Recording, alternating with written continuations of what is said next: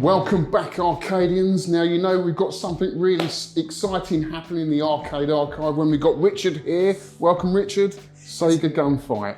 Yeah, been looking forward to doing this. We are going to strip it down today and see what we can do. Yeah, see what work needs to be done.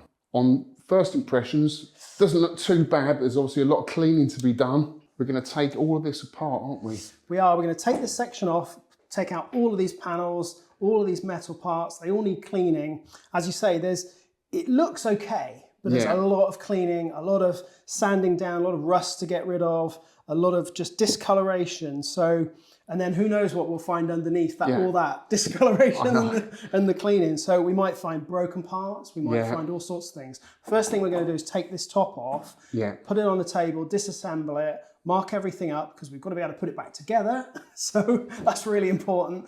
And then take a bit more of a deper look into the inside. I can imagine there's going to be 1,000 parts to this machine. I think once we get all of those screws off, which is going to take a while, we'll be able to see a bit more. We might be here until midnight, guys. Yeah.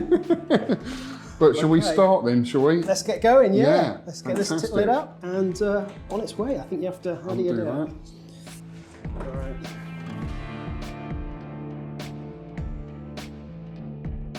To dismantle this machine, we first have to remove the playfield, which depicts that classic American Old West. The tree comes off first, but at some point I think we're going to have to either find a replacement or some donor parts, as it's missing some branches. The playfield is covered in dust, and having removed the tree, I'm quite surprised to see a different colour underneath. This is a sandy colour, which makes sense really, as it gives it a more western desert look. On the underside of the playfield, you can see the connections for the bulbs that light up the scoreboard and the moving parts for the cacti. This has all got to be removed and cleaned. Starting with the saloon bar, which is removed by loosening 2 wing nuts, we can see more clearly the condition that it's in. Typically, it looks like it's become a watering hole for spiders, but overall it's in good condition. I've noticed on one side, due to rubbing of the hinged top, parts of the saloon bar have worn away. I could touch this up with some paint, but I think it adds to the overall look of the game and gives it some patina, which is all part and parcel of having a game which is now 55 years old. The light fixings are housed in these little wooden boxes, and once everything else is disconnected, I shall come back to these and thread them through that hole.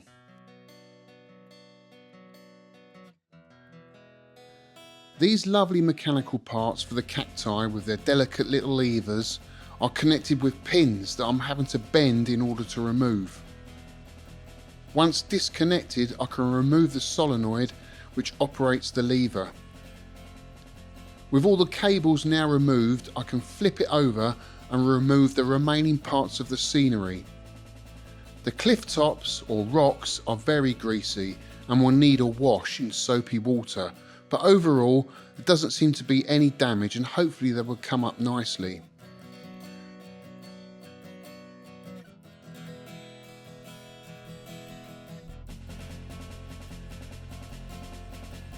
The scoreboard just unscrews, and I've noticed, like most items I've dismantled, the Gun Fight serial number is present on every part.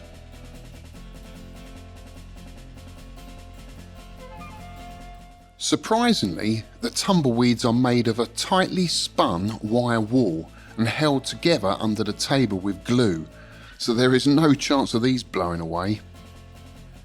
With everything now removed, cleaning of the playfield can now commence.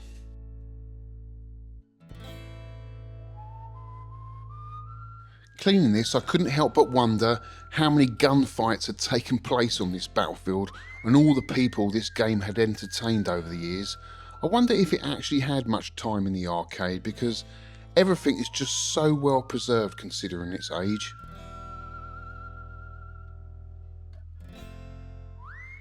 Removing all this dirt, you can see underneath where the scenery used to be. These patches of green, which I thought was grass, is actually brown to give it that desert look. And I don't think I'm going to get that colour back because I think it's been faded by the sun over the years, which is a shame, but I think we'll probably end up leaving it as is. It's quite a big job to paint all this back to the original colour.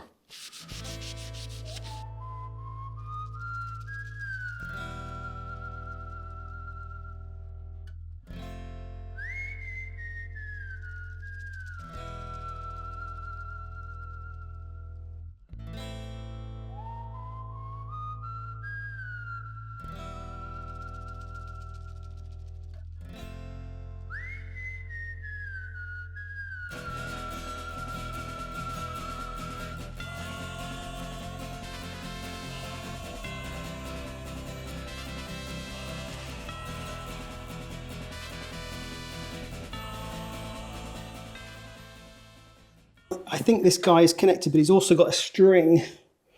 We noticed on Alex's Gunman that 2 screws were out and it just lifted off. And this one, you can actually see these 2 screws are almost falling off now, but it does mean that they really thought about this for servicing. You just take these screws out. I can just take them out with my fingers because they're so loose. And what it means is this whole Gunman section just lifts straight up. So really nice and easy for servicing. And this one, again, is in good condition to be able to push up. And that's how the action of the little Gunman falling, where the solenoid. So again, everything is done to make this as simple as possible and be able to be serviced. So we should be able to use, this one's in a lot better mechanical condition than the other side. So we should be able to use this as an example of what we need to do to fix the other one.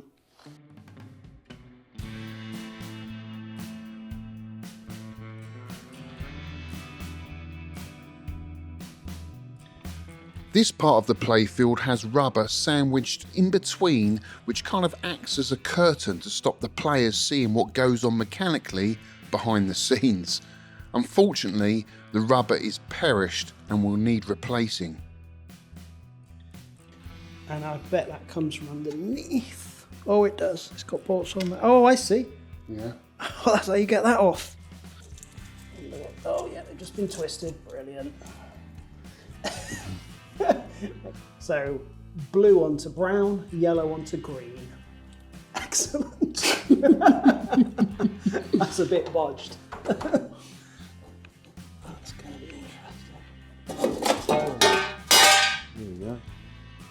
Fantastic. So we got the playfield off, and now we've got access to the metal mechanical parts. Yeah. Which is a bit of a pain getting these off. That was difficult. Yeah, we had quite a bit of a struggle getting those off, but we got there in the end. Yeah.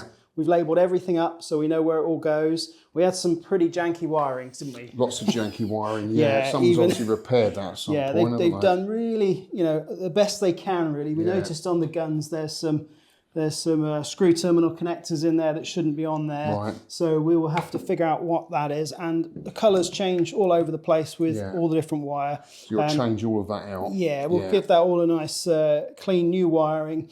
Probably put some silicone wiring there because it does actually go through a few holes. We'll put some sleeving in so they can so they don't get caught on the metal. Just makes it more flexible. It makes it more flexible. Oh, that was the other thing. Yeah, we noticed that these are getting quite brittle, aren't they? So we might have to decase these and put a little bit more flexible sheathing on because otherwise they're going to crack. As soon as you move it, it snaps and cracks because it's just become too old. It's great that these all just sockets, plug in. It's great, isn't it? Yeah. We pop those all out of the electronic boards that are in there, and everything should be able to go back together.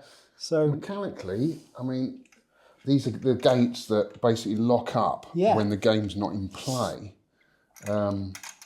Seems all right, isn't it? Just needs a bit of oiling. Yeah, I think it's just this side of the paintwork needs. Yeah, that's the bit you're going to see on the outside. So clean that up. Inside, the rubbers are good. We noticed that as well. The rubbers there. These are the rubbers that the arm, as you're using your character, you whack these 2 rubbers on the ends, and they often get perished on these machines. So these are in really good condition. They're still soft, and they're still going to give a bit of dampening on that. A bit more life in those. Yeah, definitely.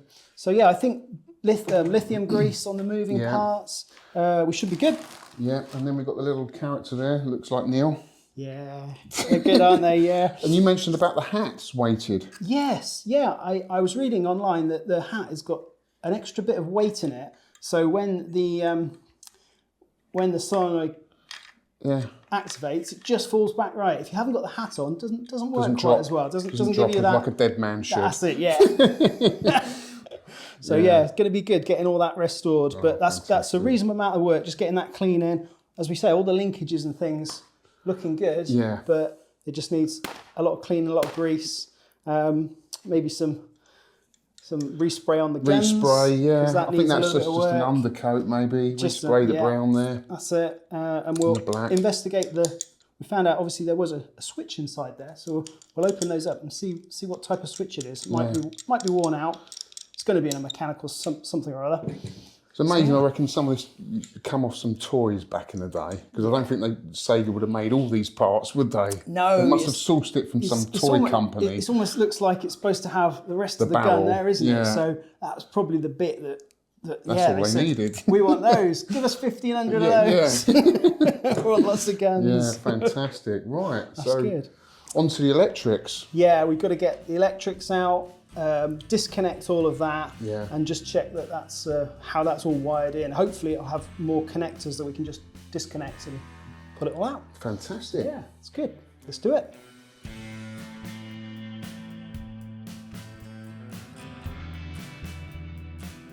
Disconnecting the main electrical board was a two-man job. Richard went underneath to unscrew everything, while I held on to the transformer and the main board to make sure nothing came down on his head, as this was really heavy. Oh no, I've just noticed one more thing that's solidly connected. That's going to be interesting. Just this. Oh, it does come off. Oh, look at that little mini connector. Oh yeah. That's for the coin mech. All right. Very simple. Yeah.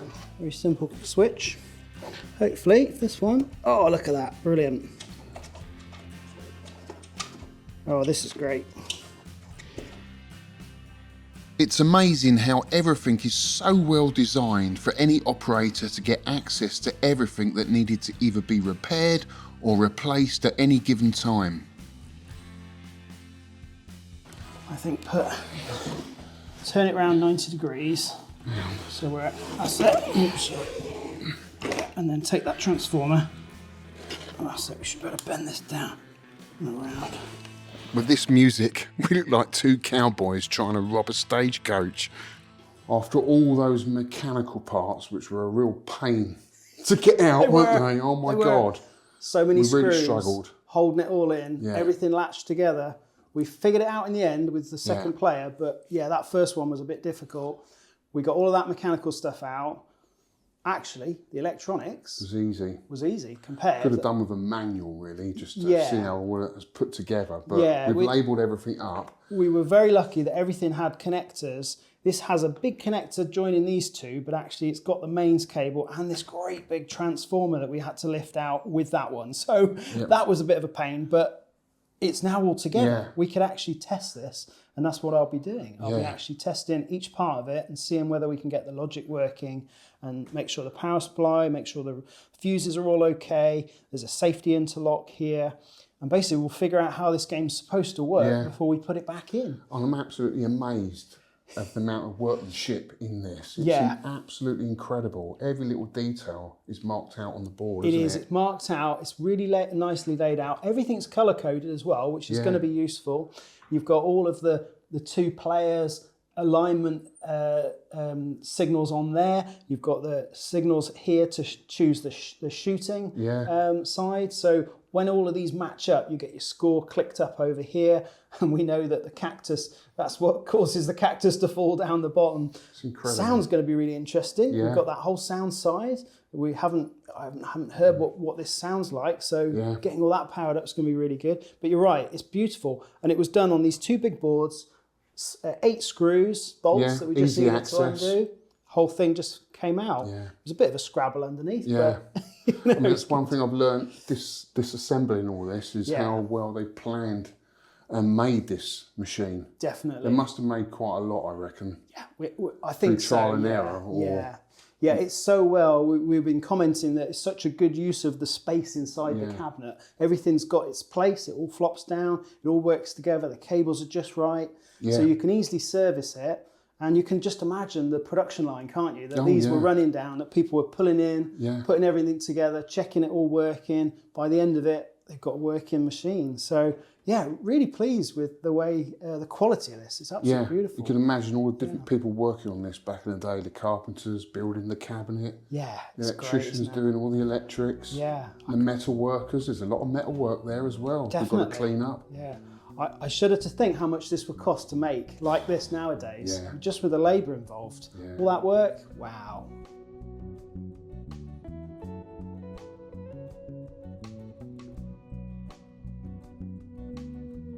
It is incredible all the different parts and materials that have gone into making this machine. Even acrylic, which would have been a much cheaper replacement for glass, would have been quite a new thing. All this has to be dismantled carefully along with the frames which hold it all together. Before I dismantle the frame, I've labelled each piece so not to get confused when I'm putting it all back together again. Each and every screw is completely rusty and proving very difficult to remove, with most of the heads breaking off the weakest amount of force. This has to be the most painstaking part of dismantling this machine.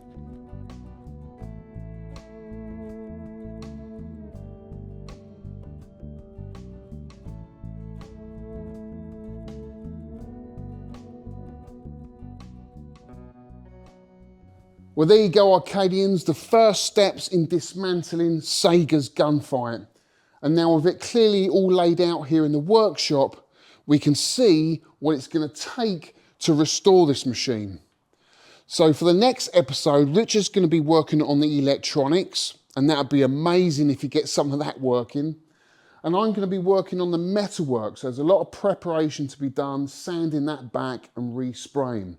And if we get chance, because we will be working on this day and night because we are determined to get this finished, we might have time to look at the gunman and the guns itself.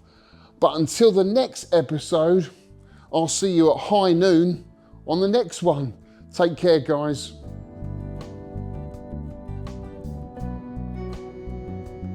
The names on the screen are the brilliant Arcadians who support the channel and the museum at patreon.com/arcadearchive.